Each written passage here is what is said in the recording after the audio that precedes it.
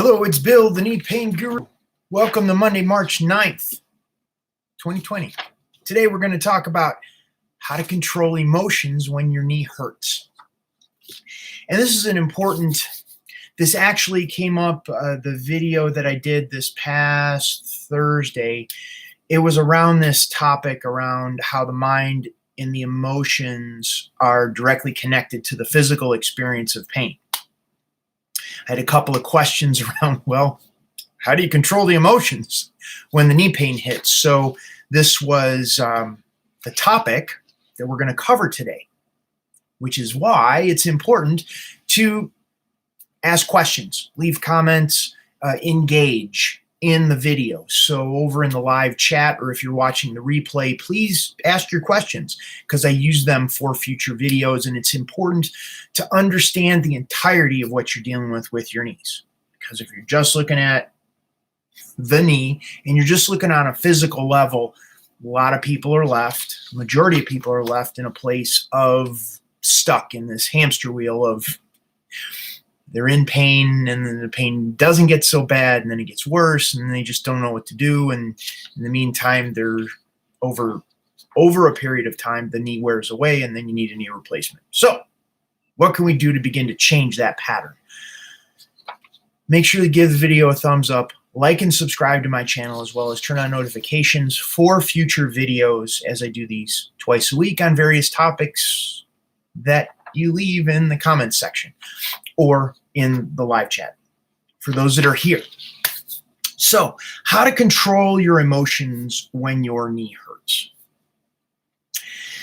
I want to share a story with you about walking in the woods with my daughter yesterday. And we live in an area where there's been a lot of invasive things that have taken over. Poison ivy, honeysuckle, wild roses, a lot of thorny things. And we were walking through the woods, and we're working on a lot of her awareness skills, paying attention to the world that she's in, where she is in relationship to the woods and the house and the field and all of that. And as we're walking, I'll point out certain things to her while we're in the woods. The deer was rubbing on this tree, or this track over here, or this is where the water is flowing down there from the spring uphill. Just a lot of things that she's connecting the dots on. She's 6. Anyhow, this one part, we're walking through the woods. We're just about done for the day. And there's this wild rose bush that pretty big, pretty overgrown. And the branch was leaning over. And she walked straight into it. And I could see it. I'm walking behind her. And all of a sudden, it's like it's snagging on her clothes. And she's getting herself a little panicked and this and that. And I looked at her and I said, stop. Stop. Breathe. It's something we've been doing ever since she's been 9 months old. And I showed her how to hold the rose branch between the thorns, and how the hooks, the barbs on the rose bush are hooked like this, kind of like a fish hook, and how she needed to pull it a certain way, which unhooked it from her clothes, and how she could hold it and then walk by. And you're thinking, well, it's a 6-year-old, and this is a rose bush. What did this have to do? What does this have to do with controlling my mind and my emotions? Because the same pattern that would have been instilled in my daughter at the age of 6, if not understanding how to stop when she goes into fear, when she doesn't know what to do, and look at the situation rationally and begin to unhook herself from the situation so she can move by, is the same pattern I see many people stuck with knee pain get on that hamster wheel. The pain hits, and they immediately go into this fear, this panic mode, and it just escalates. It gets worse. So I came up with 3 steps on what to do when the knee starts acting up, or the pain starts coming back, or you step that funny way and all of a sudden the pain like shoots instantly. First and foremost is what I told her to do. Stop. Like, if you're doing something that's causing a knee to hurt, I know it sounds super simple, but actually getting out of knee pain is super simple. Not necessarily easy, and it's super simple. The first thing is stop doing what you're doing that's actually causing the pain. A lot of people, for whatever reason, I was guilty of it myself, dislocated my left knee 4 times, had reconstructive surgery on the ligament in my left knee. I kept pushing my knee and kept doing stuff that would throw me right back into pain. I didn't know what I was dealing with. I kind of did the ostrich syndrome, like stick my head in the sand and hope the knee would get better and the problem would go away, and it didn't. Partially tore my ligament 4 times. Anyhow, so the first and foremost is stop. Like, stop. Whatever it is you're doing that hurts. If you're at the gym, you don't have to do other sets. Unless you're a professional athlete, Olympic level athlete, have goals and aspirations of making that your career, you have absolutely no business pushing more when your knee goes into pain. If you disagree with me, put it in the live chat. If there is any justification for you to push through the pain at the point when your knee goes back into pain, or you have acute, it's something severe, give me a reason. So that's the first thing, is stop. Second is breathe. Why breathing? Why is breathing so important? This was from one of my martial arts instructors. He was asked a question on the importance of breathing. Now, my instructor was Russian. He was speaking through a translator. And he took a moment after being asked this question at a seminar. And he responded and said, well, if you don't breathe, you die. So that pretty much sums up the importance of breathing. If you don't breathe, you die. Now, it's a little bit of extreme when you have knee pain, but the neurological factors that take place when you go into fear. So the pain strikes, you go into fear, and you keep pushing through. If you stop that, you will notice that you hold your breath. And when you hold your breath, you actually you shift the neurological state so the body would become more tense. So now the body becomes more tense. When the body becomes more tense, that means it's squeezing closer together. It's squeezing tighter, which means your pain will be worse just as a result of holding your breath.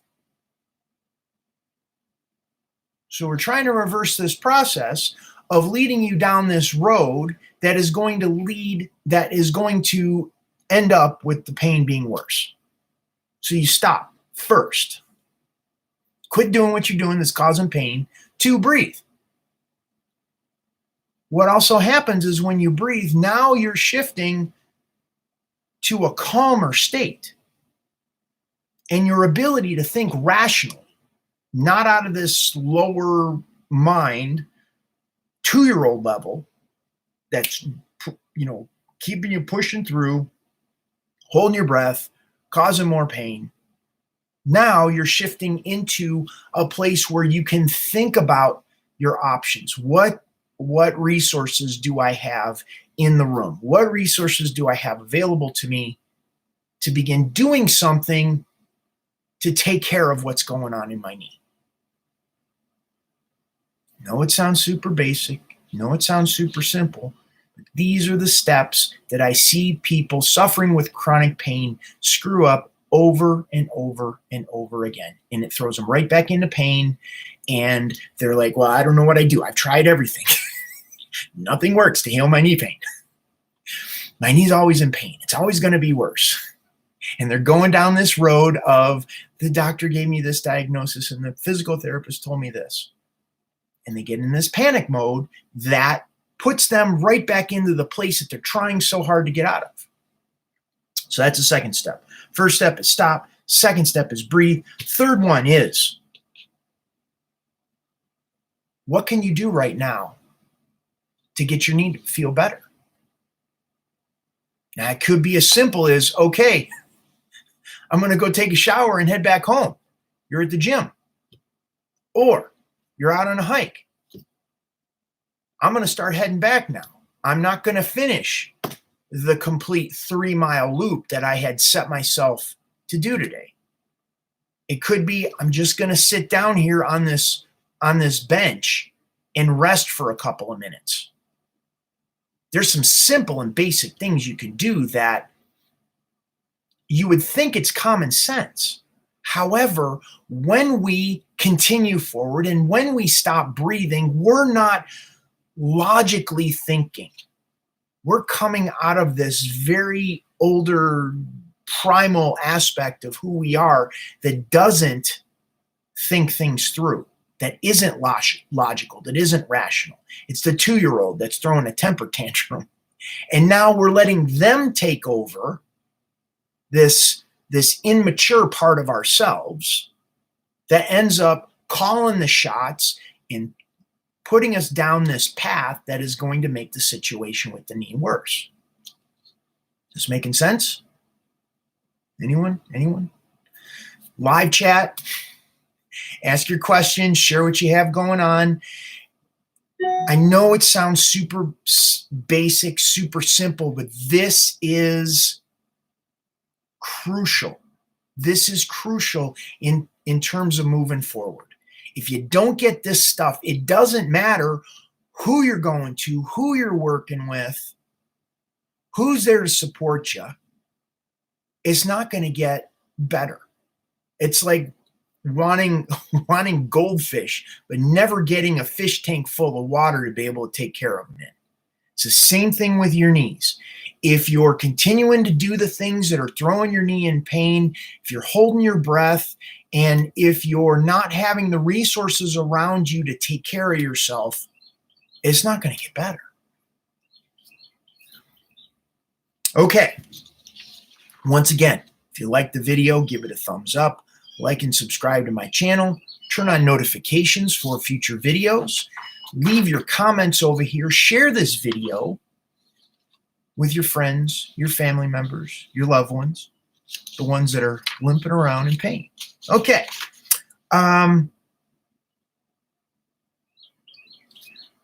So it takes discipline. This is a muscle that needs to be developed. This is not something that happens overnight. My daughter didn't default to knowing what to do when she got her clothes hooked on this wild rose bush in the back. She just doesn't know. And most of us didn't have parents who were nurturing and supportive of us when we were little. They kind of like threw us out into the deep end and hope we figured it out. And in the reality, getting to a place of building new habits and skills is about breaking what you want to do down into bite-sized chunks, into baby steps that move you forward and build the neurology and the skill set to experience a different reality on the other side of that. Knee pain's no different.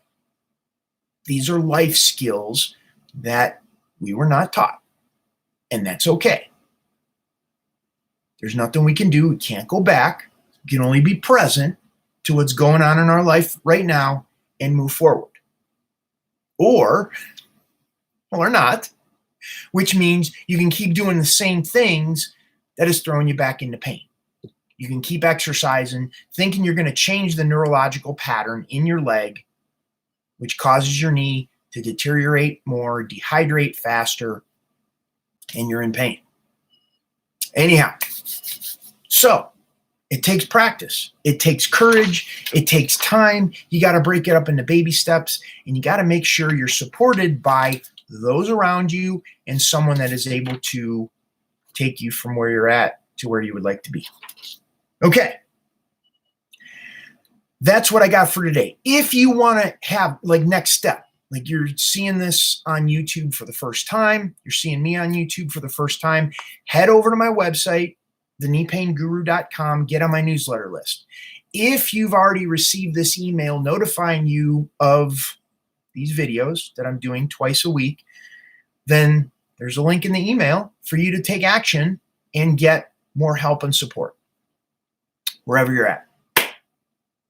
So, we only got a thumbs up as far as comments, and that's okay. Okie doke. I'm going to wrap it up. I'm going to wrap it up for today. Remember to give the video a thumbs up, like and subscribe to the channel, turn on notifications for future videos, share this with your friends, family, and loved ones. Okay. Bill Paravano, the Knee Pain Guru, going to sign off for today. Have a wonderful day, and I will see you on the next video.